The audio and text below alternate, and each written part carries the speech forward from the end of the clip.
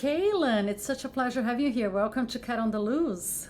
Thank you for having me. So nice meeting you. It's lovely meeting you. I was looking through your videos and your work and your website, and it piqued my curiosity. So I have a million questions for you if you're ready to rock and roll.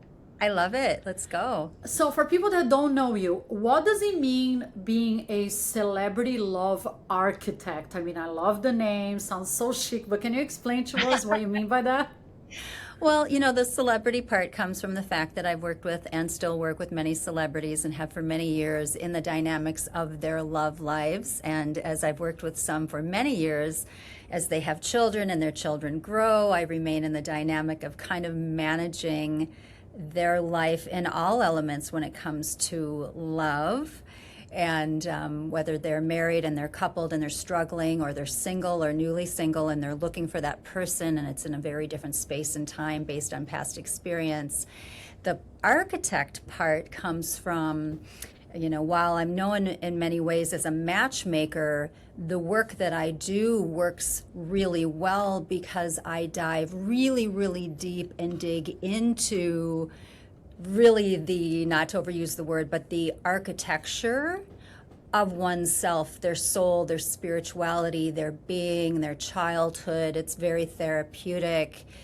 And there's a lot that needs to be uncovered in order to make anything healthy, well, or successful for my clients' lives. So celebrity love architect, Okay, but you don't cool. have to be a celebrity for me to work with you. Yeah. Okay, so, but what would you say you do different from, because of course there are a lot of matchmakers out there, right?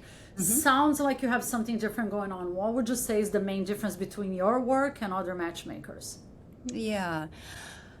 I think it really is, while there are many matchmakers that offer coaching and even offer a form of therapy, I will not match my clients until we've experienced together a full overhaul and sort of restoration of connecting my client with and it really introducing them to themselves, right? So it's a deep dive trademark blueprint process that has most of my clients, regardless of what's going on in their lives, realizing that they may not have really actually known who they were, definitely hadn't figured out yet how to truly love themselves and what that meant.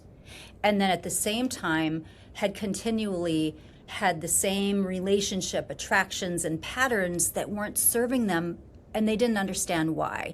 So most matchmaking, you go to a matchmaker, you give them your list of what you're looking for and hope for. They say, great, fabulous, Yeah. let me see if I can find him or her. And then you're kind of, to me, with all due respect, sort of still dealing with the same patterns, regardless of whether you meet them on your own or you meet them through a matchmaker. And I think it's indirectly sets people up for failure. And I won't go there. So the love design, love architecture piece for me is absolutely massive for it to be really good.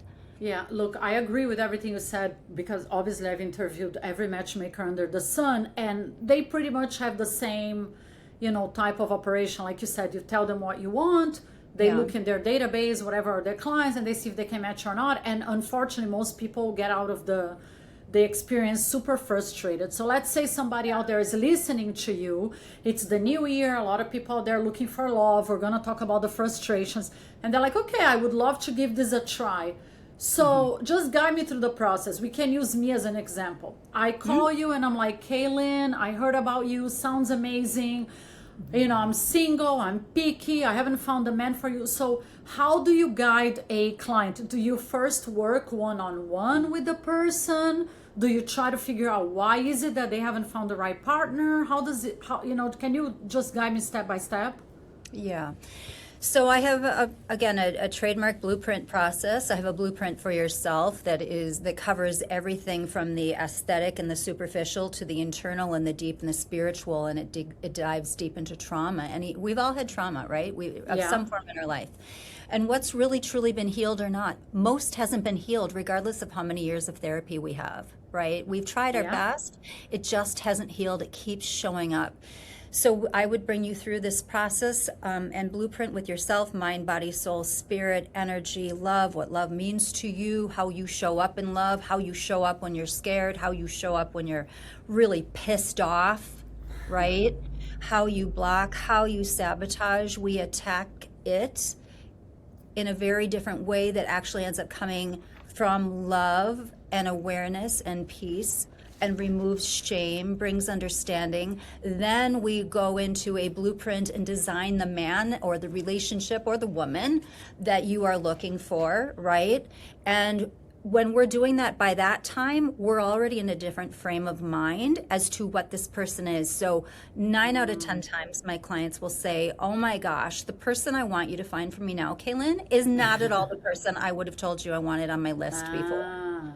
That's very interesting because, yeah, that's a good point. Because most people, and I have friends like that, I have bachelor friends, very successful friends, they keep repeating the same pattern. Like you date someone and you know that kind of person is wrong for you, but you keep looking for the same person over and over again. So that was definitely one of my questions for you. How do you break that pattern? Well, we're going to talk about that because that's big, right? So so once we know what we're looking for and who we're looking for and why we're looking for them, rather than the mindset we used to have, now it's so easy for me. It's so easy for me to find them. And one thing that's really cool and beautiful too is that I usually get kicked out of my matchmaking role because by the time my client is elevated at that level now of self-awareness and love and healing, they've already attracted him and found him on their own. I'm like, yay, I don't care how it happens. It doesn't have to be for me. Oh, yeah. Because of energy, right? Energy attracts like energy. So now your question, why do we do that, or how do we break it? Here's the deal. And we've heard this in many shapes and forms from many experts, matchmakers, whatever. Even depending on how, spiritual or into therapy that you are. But it is true. I've been doing this for 30 years. The reason that we continue to, and as you say, your friends, attract and find the same person over and over and over again, Kat, is because it is I don't mean to get woo-woo, but I am. Because to me, it's just real. It is our soul starving to heal. It is our soul and our being starving to grow beyond, and to have what we are missing, we so need and we so deserve, which is also then what we actually desire. And it's wanting to, and so oftentimes in relationship, as you know, that is where you heal it. But most people, because they don't know who they are first, and then they go into the perpetual relationship patterns of dysfunction, they think, oh, I have another really bad match again. Not always. Sometimes you may have met, and oftentimes you may have met your soulmate that could have been the most amazing teacher, but you weren't ready at the time. So that's why, again, going back to what makes me different, the prep. The prep, I like that. Getting you really ready. What does that really mean? It doesn't just mean I'm cute, I'm single, I'm ready to mingle crap. I don't mean to call it crap, but it really goes so much deeper. And so we're just trying to find, heal, work out, work through. But the difference is that one thing that I've really learned, and I'm so grateful, because as beautiful as it can be and transformational, it's also freaking exhausting, and life is short to have to keep repeating the patterns. Yes. So I would much rather heal that within and for my client, get him or her ready, and then again introduce, because now when you have your first wall, your first fight, argument, disagreement, hiccup, whatever it is, small or large, you're a different person showing up in that element. Yeah. And the two of you can still have that soulmate connection, that soulmate healing. And that is what creates the genuine glue and strength and foundation of the relationship that becomes what we all dream of and want. Yeah, I love that. Look, in other words, I think you're saying the more we work on ourselves, and that's my opinion, I think the more you are well resolved and you work on your own happiness, your own issues, the more likely you are to find the right partner for you, right?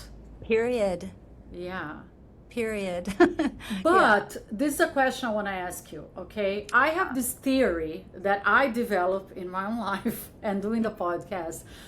I think, and I'm not telling anybody to settle, but I think a lot of people have unrealistic expectations. Like, let's say here in Beverly Hills, I hear that all the time. There's a lot of women like, I want to date a rich guy. I want to date a successful guy. And yet they do absolutely nothing all day. So I have this theory that you should be whatever you want to attract in a partner. So for example, if you want somebody super successful, you should be successful in your own right, or at the very least have a lot of things going on. If you want somebody super fit with a great body, I think maybe you should have that great body or that lifestyle. Do you agree with me, or do you think that's a bit of an exaggeration? I don't think it's an exaggeration, but I also don't completely agree with you. And it's not even about agreeing with you or not. Mm-hmm. Again, okay, how about we'll back up. Where I do agree with you is that, again, before you are in that space of finding your person, you need to be as healed and ready and as in love with yourself in a beautiful, soulful way as you can. Because when you're there, you then know on, again, like I said before, the list changes. The more you heal, the more you evolve, the more your list changes. And so if you're at this really beautiful healed place and you are like, hey, you know what, I come from a lot of money, I'm used to that, and so I really want that in my partnership. Or I've never had any money, I came from a background where I had nothing, we were really poor, and I would love to know what it's like to have this dream life of living on yachts and flying in private jets and all that cool stuff I see in all the romantic films and movies, and or it's all about, where is it coming from? Why do you want that?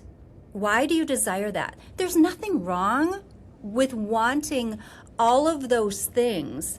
It's why. Mm-hmm. It's why. If it has to do with your identity making you feel like you're then okay or more acceptable, or life will be better, then that's wrong, and we need to fix that. Because I work with many billionaires, multi-billionaires, again, celebrity.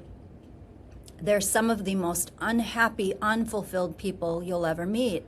Oh, listen, I know. Look, I agree. I was married. You probably don't know my story, but I was married to a multi-millionaire for 15 years.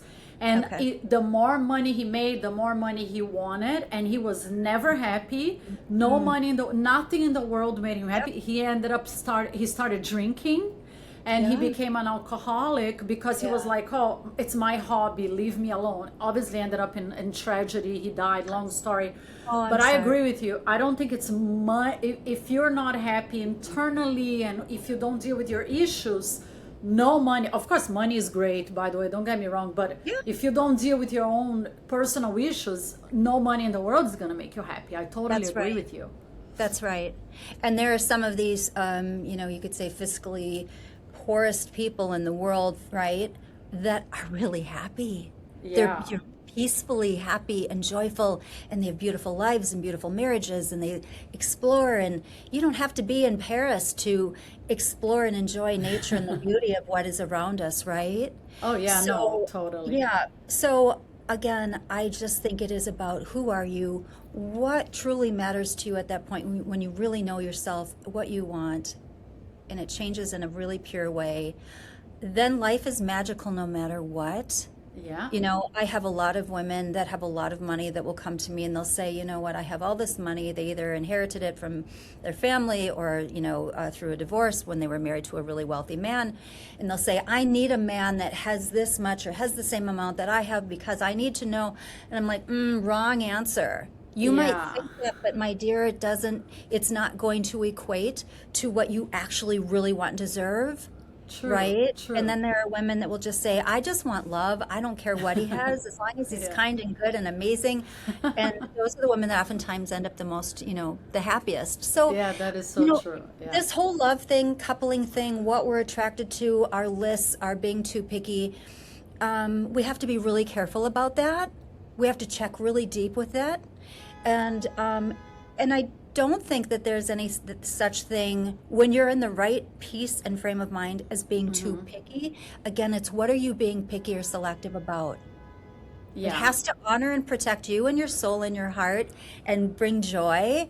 If it brings that, my Lord, be as picky as you need to be, but it needs to be right. I think that the more we live, right, because at least that I get messages from women from all over the world in their 40s, 50s, 60s, and women that have been married for a long time, such as myself. I have friends like that. I just think the more we live and we become more mature, and you know, we are happier with our own lives, we know what we want, you are willing to tolerate less bullshit, you know what I mean? At least that's my case.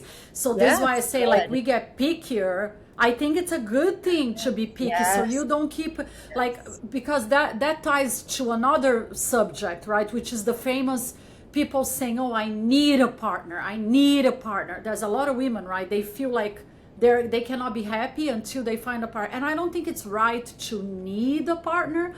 I think it's more about wanting a partner. Yes. I personally think you need to be happy with your own life first. I don't think if you're unhappy, somebody's magically going to come into your life and just fix all your problems and make you happy. Do you agree? Yeah. Well, you know, you can have moments of that actually can, so that was a great question, Kat.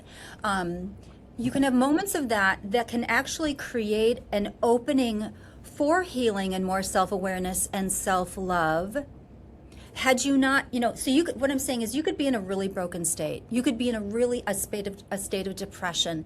You could have a lot of unresolved trauma, and you can have, and it doesn't have to be even a romantic partner, but it could be, right? You could meet this amazing man or woman that just sees into you and sees a part of you and a beauty in you you've never experienced anyone seeing, that you didn't even know existed. It can also come from an amazing friend. It can just another human that all of a sudden sparks something in you that sort of wakes it up, and it's like, wait a minute. Oh my gosh, have I been living my life listening to and believing lies?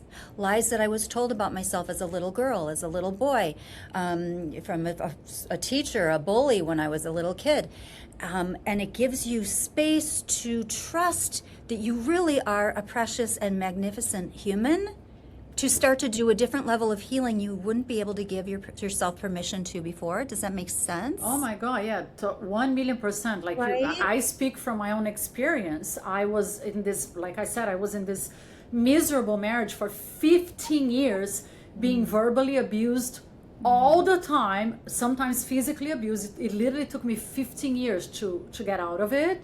I had to start my life over from scratch. And it's been a journey, but when you learn how to love yourself, put yourself first, like I said, self-love, you build a life that you actually like and enjoy, then you're like, wait a minute, I'm not going to tolerate this crap from anybody else, right? Yes. And we hope that, I hope that every woman on the planet is in this place before they find a partner. Amen. That's what they have to be. And again, that's what the love architecture piece is. That's what love design is. I think you have to be careful when going to a matchmaker or anything in dating, even online, even if it's on your own. Where are you and who are you first? Period. End. Yeah. I totally agree. So speaking of dating online, obviously it's, pardon my French, it's a shit show out there. A lot of chaos, a lot of phonies, a lot of fake people, a lot of men that just want one night stands. I know a lot of women just after their money, la la la la la. I think it's a necessary evil sometimes, right? Because you could meet someone that otherwise you would never meet. I do think it's like finding a diamond in the sand, but of course I get this message time and time and time again, and I have to agree. It's like, oh my God, I get so burned out. I cannot deal with this anymore. It's just too toxic. I'm so tired of the lies. And why do people do that? So what do you have to say to those who are like, just, oh my God, I want to find love, but I cannot deal with this chaos anymore? Again, it's going back to what you and I have been talking about the whole time. You know, it's like you were saying earlier, when you are in a place where you have finally woken up to the truth of who you are, when you love and honor and value yourself, your radar is on a whole different level. And what, as you were saying, what you tolerate is completely on a different level. And so with that, you can date online. You can. It is exhausting because there's too many options. Right? Where the heck is your person? You know, out of these tens of thousands and, you know, millions of singles that all look quite alike and sound quite alike. But if that's the route you choose to take, it's just making sure that you are really, really in a space where you can kind of intuitively trust your inner voice, trust anything that sounds or looks like an orange or a red flag, and then not be afraid to be so raw and authentic when asking questions and then interpreting the response, right? Whether it's online, it's texting, it's, finally meeting in person. And don't be afraid to ask the tough questions with regard to, hey, you know what, how would you feel about me doing or running a background check on you? I'm happy for you to run one on me. I just need to know, with this crazy world we're in, that I'm sure you understand you're actually truly legally single and available to fall in love, that you're not a felon, right? You're not going to come after my kids if I'm a single mommy. So it's a space that can work. My son, who's a matchmaker and very good at what he does, met his love of his life online, and she's amazing. But he also had an amazing radar because of what he does for a living. So, but it's that what we have online for singles, and one of the reasons it's so messed up and so exhausting, aside from just access to too many singles at once, is that it's a microcosm of the reality of the world we live in. It's why we have the polarity and the divide, regardless of whether you're a Republican or a Democrat, why we are at war in this world, why people are fighting. It's all humans that haven't healed. Oh my And God, so I now totally those agree. humans, right? So now those humans that haven't healed are single, wanting to mingle, and they're mingling dysfunctionally. Yeah. But I also think, Kailen, let's say whether you're talking to someone on a dating app or through a matchmaker, whatever it is, like you said, if you are asking the tough questions, and I do think more people should ask the tough questions, I agree with you. 100%. Protect yourself. And if someone freaks out or bails on you or doesn't want to answer, that's already the red flag that you need, right? That's the full answer. It's not even a red flag, it's your answer. Yeah. Not the one.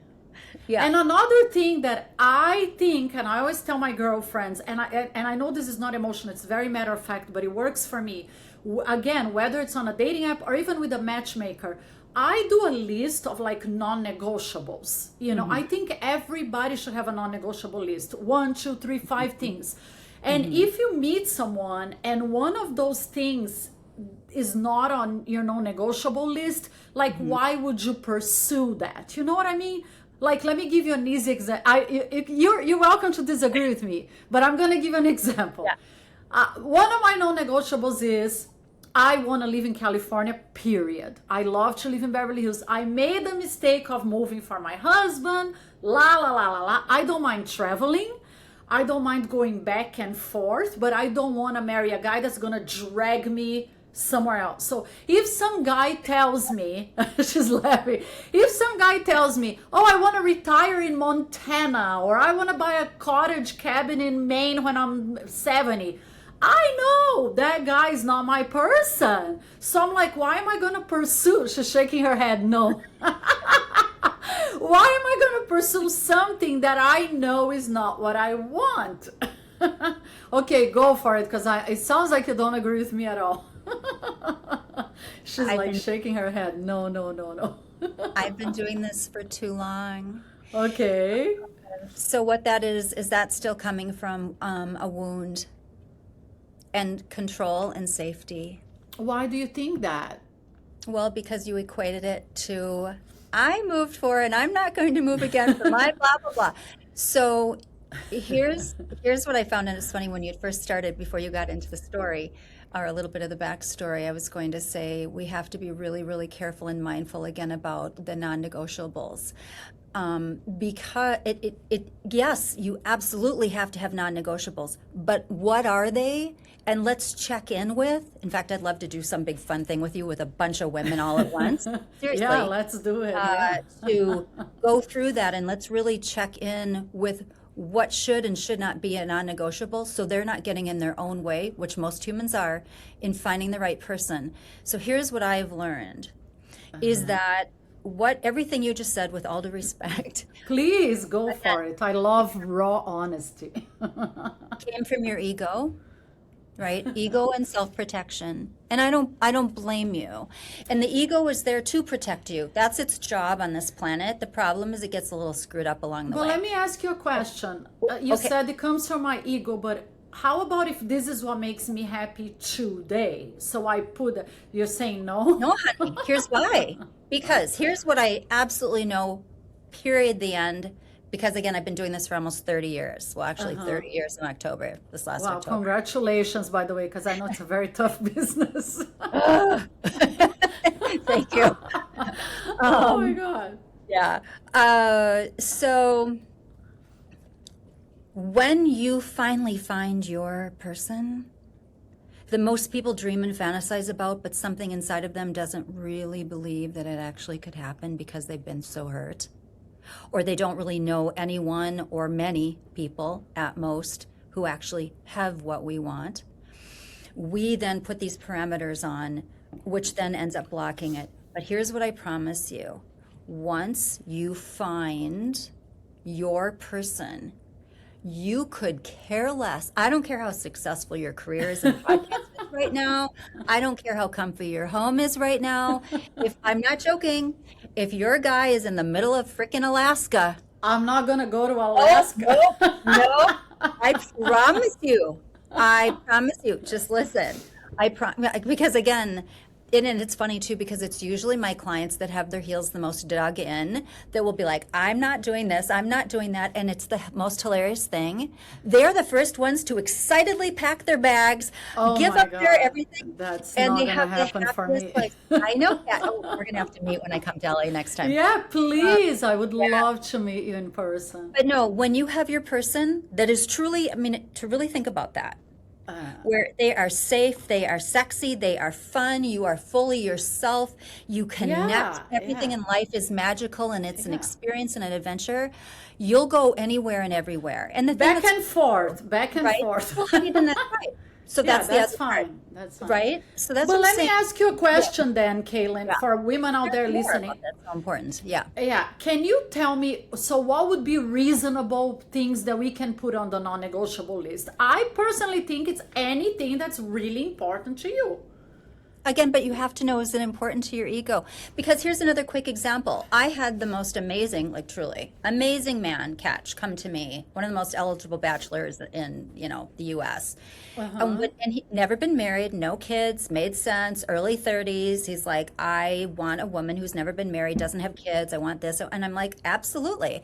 Long story short, the woman I ended up matching him with, that he fell madly, they're still happily married. It's been 20 some years now, right?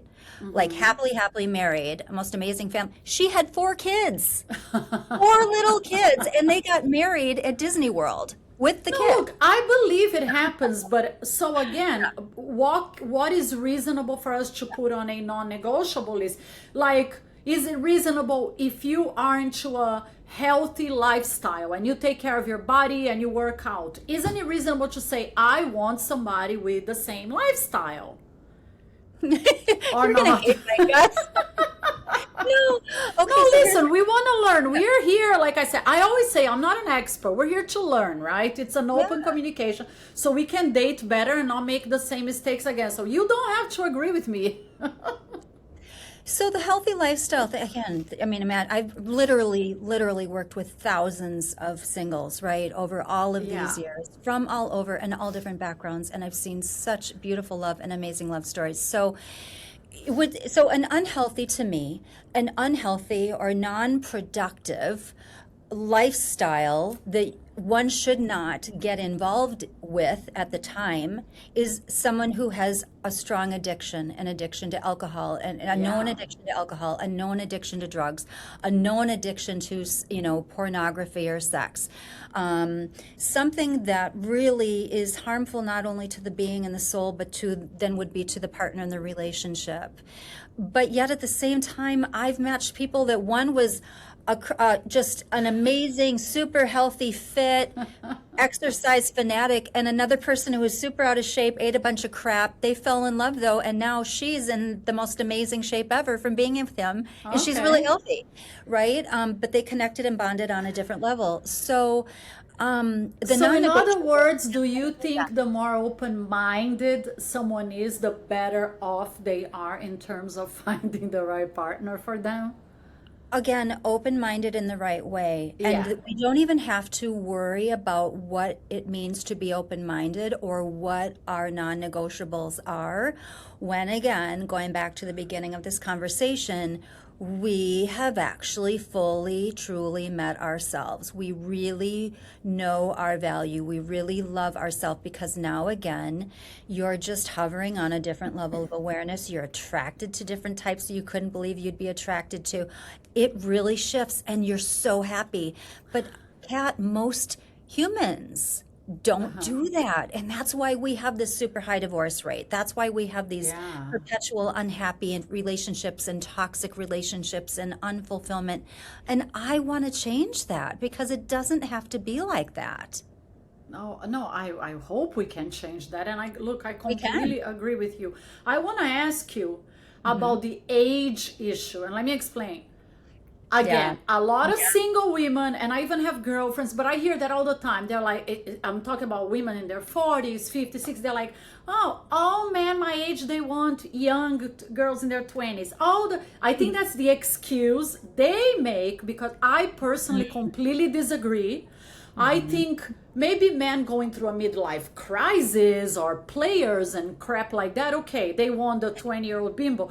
But I think solid men, they want a woman that will be their match. Physically and mentally, right? I always use Jeff Bezos as an example, right? He fell madly in love with Lauren, who is 56 right now.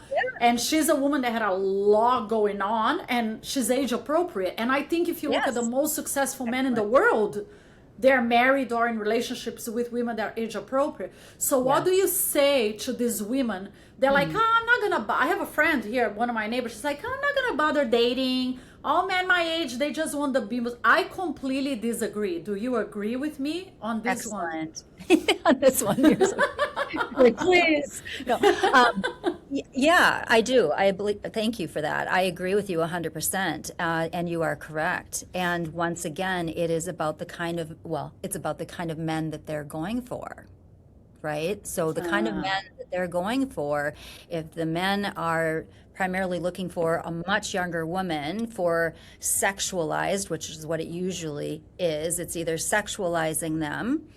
I mean, I get their mail, blah, blah, blah. But it's also sometimes men who feel afraid of aging, and they see, at the time that they have left on this planet narrowing, and there's a kind of a vivacious energy and youth that young women bring to them, and vice versa.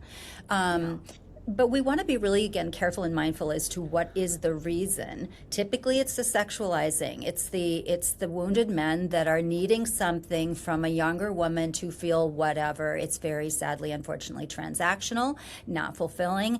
I could write a whole book, and I kind of want to at some point. You should, yeah.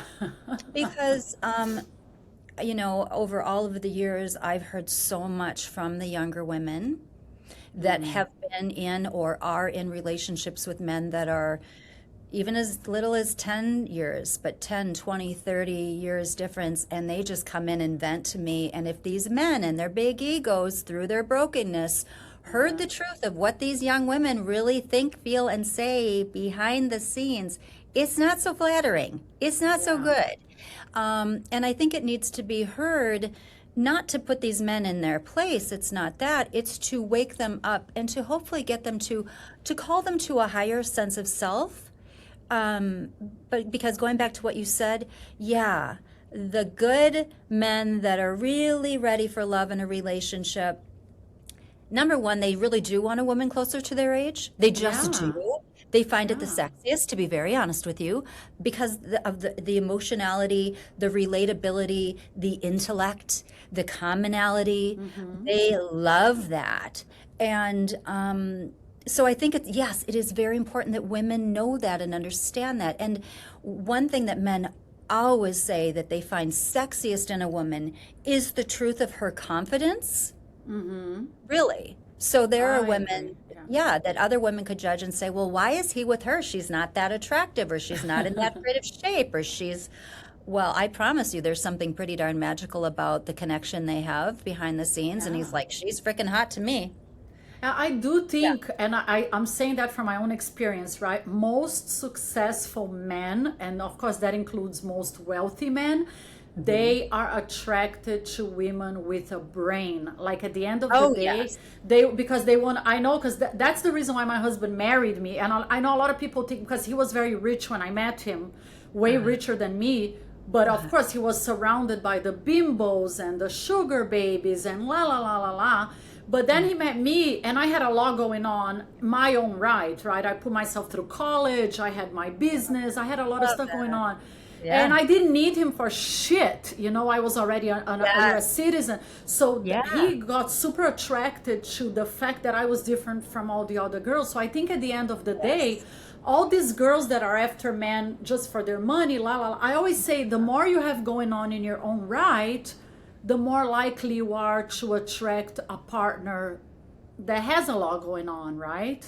100%. And I think it is so important too. It just breaks my heart, these young women that are going after the man for the lifestyle, for the money, they're really, really devaluing themselves. They're dumbing themselves down. And they're also actually, because again, I hear it over and over and over again, even from the men. And sadly, they're so replaceable, and they're typically replaced for an even younger woman. So you could be the younger woman who happened to, pounce into the life, and sometimes even into a marriage, breaking up a marriage.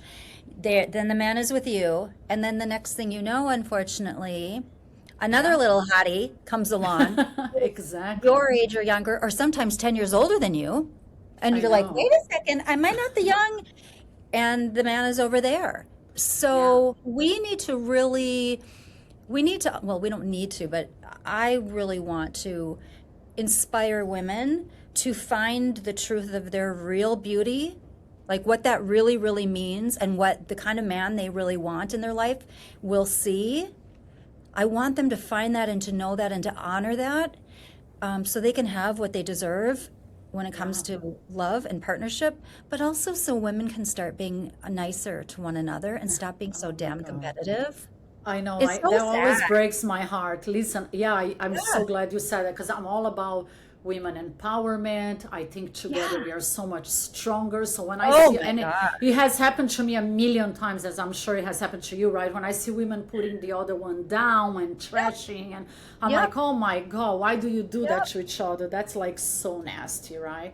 But before we run out of time, I want to ask you two more things, if we can squeeze it in. Okay. I think I want to talk really quickly about men going through divorce. To me, I always say, red flag, don't do it, because in my experience and the experience from doing the show for 5 years, most men that are going through divorce, or if they tell you like, oh, I just got divorced a year ago, oh, I'm signing the divorce, they are not, I'm saying most, they are not ready for a relationship yet, and you end up getting burned. They are usually the ones that are going to be the player, they're usually the ones that are going to feel like, oh my God, there's so much variety on the dating app, blah, blah, blah. Do you agree with my take on the divorce situation, or you think it's an exaggeration?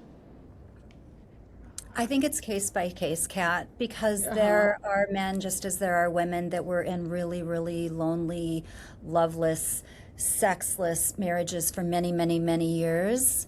And they kind of checked out a long time ago, and their wife had checked out a long time ago, and they're a sweetheart and a good man, craving to love and to be loved.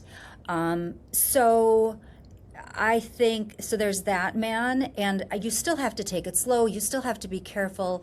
But there have been some really lovely men that have married, a year after divorce or even 6 months after divorce, and they're amazing husbands, and they finally have love. Okay. So But it I does think happen. It does it happen. does, Okay. absolutely, it does happen. But I think also at the same time, yeah, when men are like crazy and a dog with the tongue out, and they're like, "Oh my Lord, look at all the options." That's also part of the healing period and the self-identification process and realizing what it's like to date again and what women are like today after being in a marriage for a long time that they need to go through to a degree. Yeah. And then, and then bring it full circle and wind it back in. You do want to make sure if you've met someone that is newly divorced or whatever that you have that conversation again. Part of the hard conversations. Hey, have you had a chance to get out there and really date? I'm glad you like me. I'm glad you think I'm attractive, and it seems like we have a lot in common. But I want you to get it out of your system, right? And some men will be like, "Oh my gosh, that's so cool! I love that you said that. Yes, I have gotten it out of my system, and in fact, I'm dealing with a new client right now that said, I'm freaking exhausted, Kailen. I've dated I can't handle it. I just want love." Aw, Yeah, and I then like that. and then there are men that will say, "You know what? Thank you so much for bringing that up. That's super cool. Yeah. That makes me like you even more. But I don't need to do that. I've known for a long time what I want, and I'd like to see if it's you." I love I that think what you take have on to be it. careful of is it's not so much if somebody is so newly out of a relationship, it's what is your relationship with them? And not going so fast. Because Yeah, I and agree. I've told my kids Yeah. this. If you found the one, they're not going anywhere. Yeah, I know. Take your time dating them, getting to know them, right? That's Oh what my I gosh. love the initial dating and the Ah, romance and the dates. I know so many people they rush, and I actually really like enjoying the beginning, getting to know someone for sure. yeah. Yeah. Take a road Now, trip. Yeah, yeah, go ahead. before we run out of time, because I think this is really important, and I know it's a long conversation, let's try to condense it. Mm, Of course, a lot of people say, and I think it probably happened with almost all of us, that I've been burned, I've been hurt, I've been cheated on. yeah. So a lot of people end up transferring because, like you said, they don't heal, they don't work on the trauma. So they end up transferring all the trauma towards the next one. Like, Right. let's say a guy, the wife cheated on him, whatever. So he has this image like, yeah, all women are whores, they're all gonna cheat on me. Or vice versa, if the woman was with a partner that lied to her and she's like, oh, all men are pigs, no. Is there a way, I maybe not, but is there maybe one or two simple steps to like make sure you don't keep bringing this bad situation just because something bad happened to you? I don't think it means the next person is going to do the same to you, right? So you open your heart a little more to finding love again. Yeah. Yes. So it is, first of all, if you know you are a good person who doesn't cheat, but you were cheated on, but yet you have the attitude that all people are then cheaters and you can't trust, then you're going to be wound so tight you're not going to be able to give an opening or a space for someone really good to come in. You also have to just calm down, go within and realize, okay, well, wait, I'm not a cheater. I'm a good person. I'm loyal. So if I exist, there must be at least one more person out there. So that can kind of calm the senses in a sense. But then at the same time, it's going back to the hard conversations. It's going to being really real with somebody. It's not that just showing up as your best representative with the mask on, saying and doing all the right things and being afraid of turning someone off. No, no, no. Don't be afraid of that, because again, the things that you could do that could turn one person off actually turns another person on, because they're like, I love how raw and real you are. You're showing me you're someone I can trust and talk to about anything. I can get to know you, you can get to know me. And so if you're going into a relationship and you say, hey, I have to be honest, I came out of a relationship where this person wasn't faithful, or this person was like this, or they were like this, and I'm really scared that I'm going to have that again. How do you feel about that? Also, their answer will tell you a lot, right? If their response will show you if you have met another one of those.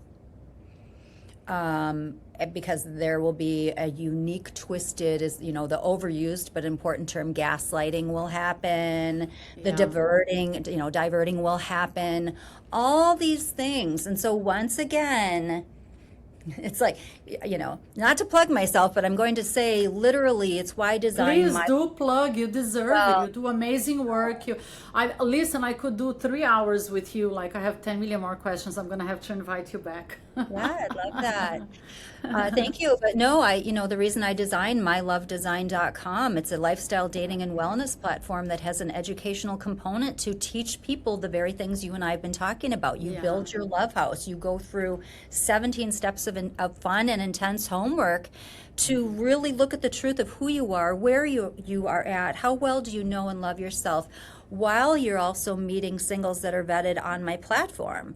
So Nice. yeah, nothing else exists like that. And we're just slowly populating it organically, no bots, no fake profiles. But at the same time, it's really, again, just about loving and knowing you and knowing I hate to call it the tricks of the trade, but it's true. The tricks of the trade that are actually not tricks. They're just true identifying processes and experiences that allow you to see people in the correct way, to hear them in the correct way. It's not to shame someone. If someone is a shit to you, they're not a bad person. They're a super wounded person. Yeah, And I think right it's now usually about them. Yeah, it's usually about Oh, it's them. always. Always about It them. doesn't make them bad, but that means Yeah. they're not bad. They're bad for a relationship at that point. And you got to love on you first. You just got to love on you first. And then again, because when you do, you've got a lot of love for someone else. Yes, I love that. And your book is Real Love right now. I Yeah. started reading it last night. I'm almost done. Congratulations on your incredible work. Guys, if you're listening to the audio episode, all the links are here. And same here on this YouTube video episode. So go check it out. Thank you so much, Kailen. Your work is incredible. Oh, Thank you for your very savvy advice. And I always say, that's my opinion, nobody should give up on finding love. Just no matter what happened to you, keep going because it's worth Amen. it, right? Yes. Thank you Yes. so much. I'm sure I'll invite you back. I'm going to have hundreds of questions for you. Guys, be safe out there and I will see you very soon. Thank you again, Kailen. Thank you, Kat. A pleasure.